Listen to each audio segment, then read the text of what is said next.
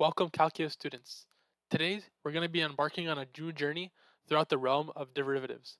Our focus will be on unraveling the mysteries of taking derivatives of basic functions, and this process is not just a mathematical operator.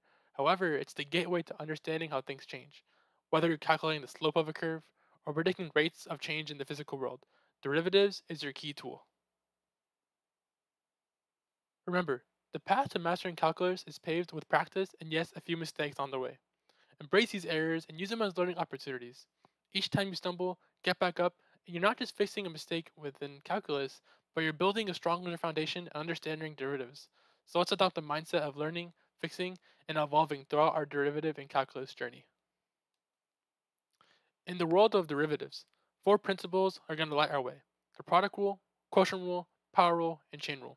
They're not just rules, but they're the building blocks that will enable us to dissect and understand a wide array of functions. Each rule has its own unique application, beauty, and together they form a comprehensive toolkit for tackling derivative challenges. Now, let's bend trigonometry into calculus. Derivatives of trigonometry functions are fascinating because they show us how these functions, which describe cycles and rotations, change. Understanding these derivatives are crucial, not just for academic success, but for also applying calculus to real world scenarios like in physics, engineering, and biology. Let's dive into our first example with the power rule. This rule simplifies the differentiation of any power of x. Imagine you have a function like square x squared, x to the fourth. The power rule tells us how to find the derivative easily. So we'll demonstrate this with a few examples showing how it makes finding derivatives straightforward and efficient. So for this one, we're going to take the function of f of x, or sine x, and we're going to be starting with the outside. So we have derivative of sine x, x. So we're going to chain rule first with the cosine, or the sine, which is going to turn into cosine. And then we're going to leave the inside. And then we'll take the derivative of the inside, being 6, which we found with power rule.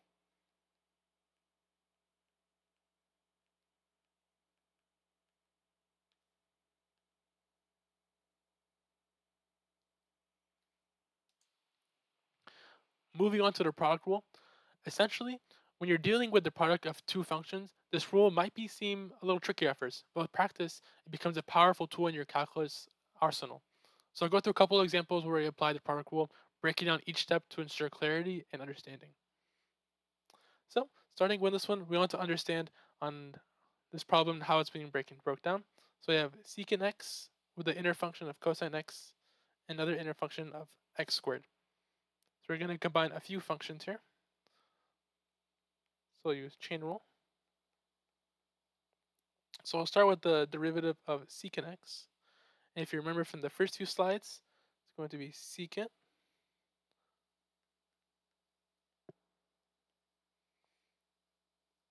with tangent.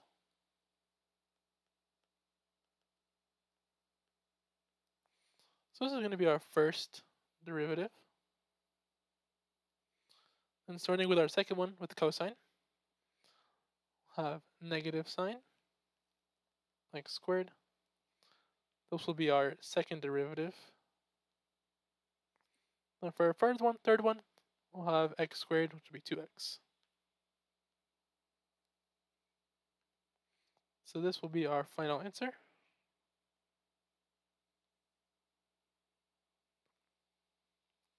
And quickly to mention, a trick with taking derivatives of any trig function starting with a c, so cosine, or cotangent, or cosecant, their products are all going to be negative. An easy way to remember this is the beginning of all of them have c's.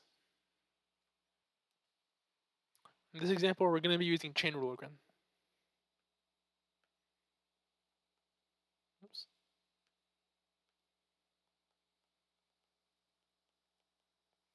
So I'll take the derivative of tangent, and so there's no c in the beginning, so our product is going to end up being positive of the tangent.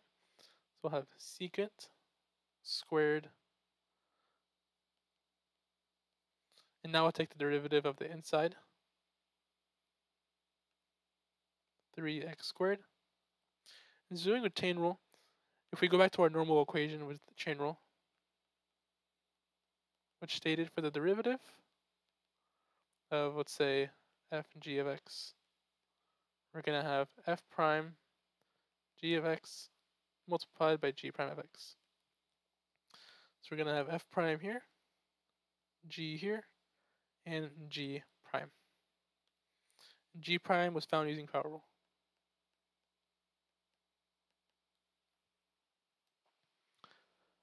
For this example, there's two ways we can solve it. We can either add our exponents, or we can do product rule. We're going to do both to show that the answer is still going to be the same. Starting with our equation.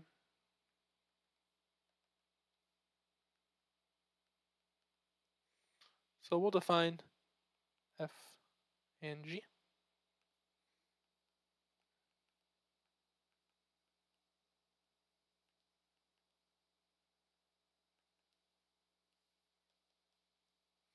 Be 20x to the fourth. So now let's plug these back into our equation. We're going to get 3x squared multiply by our initial g plus g prime, which is now 20x to the fourth, multiply initial f, 2x to the third. Combine these two. So we'll get 12x to the seventh plus 40x to the seventh. And again, when you have exponents multiplied, or two polynomials multiplied, we're going to be adding our exponents. Let's put these together. We'll get 52x seventh. So that's the first way.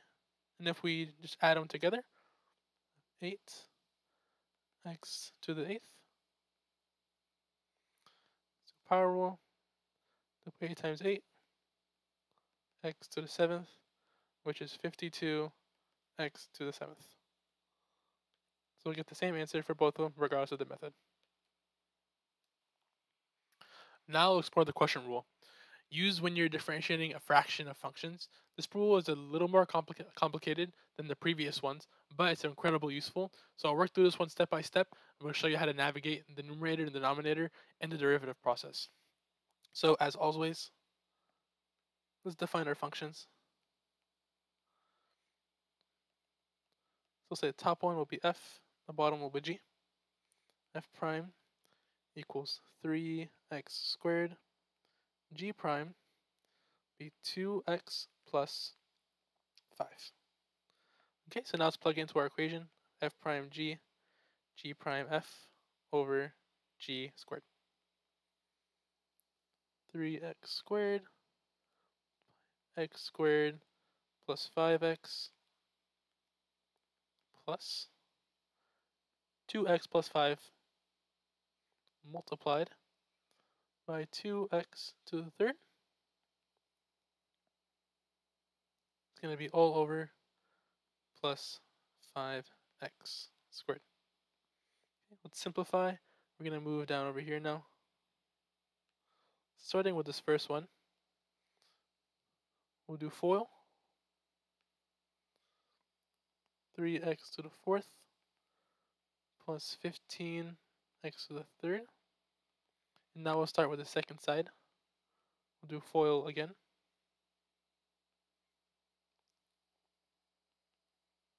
4x to the fourth plus 10x to the third. And we can do the bottom. X squared plus 5x squared plus 5x. And let's do FOIL. It's the fourth, 5x to the third. The inside, 5x to the third plus 25x squared. Fourth, 10x to the third plus 25x squared. And then we can combine like terms on the top. We get 7 here. And then adding these two, we'll get 25x to the third. And this will be our final answer.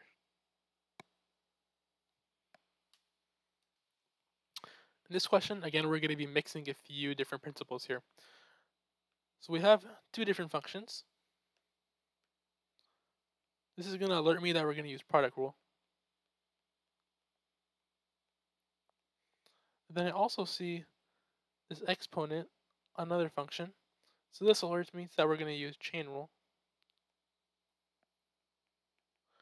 Then additionally, I see a polynomial. Since we're going to use power rule. So we're having three different rules, but we're going to work those step by step, be able to solve it. So we'll define our functions again. F, g. This will be 3x squared. Derivative of g. 4x plus 5. Taking the derivative of this. We're going to pull this 5 to the front. Subtract 1. So I have 5, 4x plus 5. And then we'll take the derivative of this inside part, which is going to be 4x.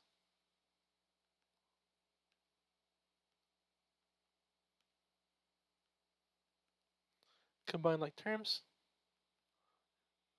Multiply the outside.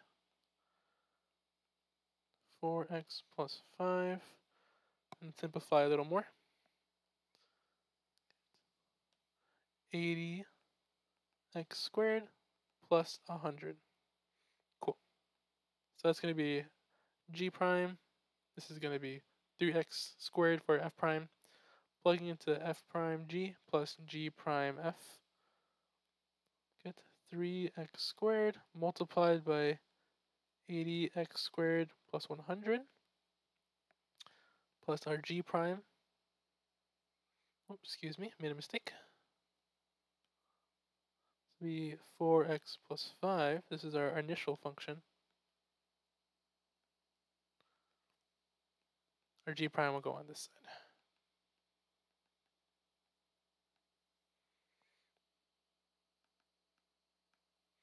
Let's simplify a little bit. So we'll distribute 12x third. Oh, actually can't distribute here because we would have to simplify with x to the fifth. Might be a little complicated, so we'll just leave it on that side.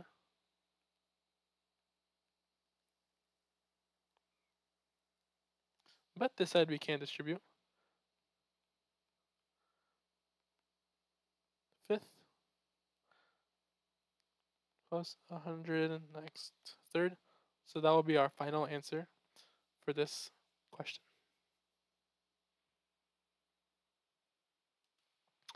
This slide focuses on a combination of rules. Real-world problems will often require the use of more than just one rule. So I'll attack problems that blend power rule, product rule, quotient rule, and chain rules. These examples will help you see how the rules work in tandem and give you a holistic understanding of how derivatives work in various contexts. So in this one we have a fraction, so we're going to use quotient rule. We're going to use quotient rule. And then I'll see a sign with 6x cubed. So I know we're going to use product rule. Not product rule. Use chain rule and power rule. So let's take a look at how we're going to do this. So first thing you want to notice is always look at these exponents. So first thing in taking this derivative, I'm going to want to use the chain rule. This will be a longer one. So 3 2x sine 6x cubed to the second. So that'll be our first derivative of the outside. So now let's move in to the inside. We're on the inside, we're going to have a quotient rule. So let's define our f prime and define our g prime. So put the top for f as we always do. Bottom cosine 6x cubed 18x squared. So let's plug into our equation. F prime g plus g f prime over g squared.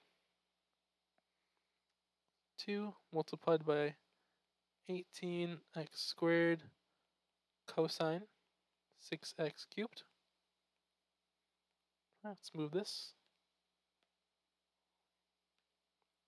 Doing the right side, Oops, excuse me, I made the mistake again. It's going to be sine 6x cubed. Now we can plug in our g prime. Cosine 6x cubed, 18x squared, multiply a normal f, which is 2x, all over sine 6x cubed. This will be squared. Okay, let's simplify this out. I think we need this anymore.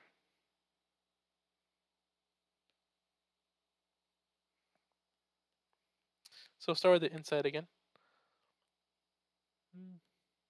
Let's move this over. 2x over sine 6x cubed squared 2 sine 6x cubed, plus on this side we'll have 36x cubed by cosine 6x cubed over sine 6x cubed squared. It's going to be the end for the right.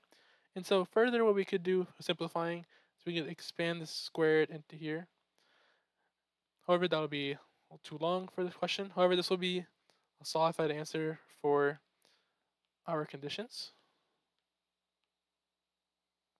And quick note, the reason why we can't add these completely and just multiply these bottoms together, these two bottoms, is because we have this squared. If we didn't have it, then we could simplify further. As we conclude, let's reflect on our journey that we've taken today. The rules of derivatives are more than just formulas, but they're a language through which we can interpret and understand the ever-changing world. From physics, economics, biology, these principles help us model and predict the behavior of various phenomena. So, again, recapping on the steps that you want to take when finding functions and find derivatives of them.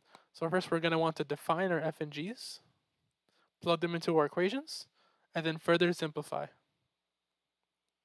Thank you again for watching. Please hit the like button, subscribe for more videos. Please comment down below if you have any questions or if you like any additional tutoring.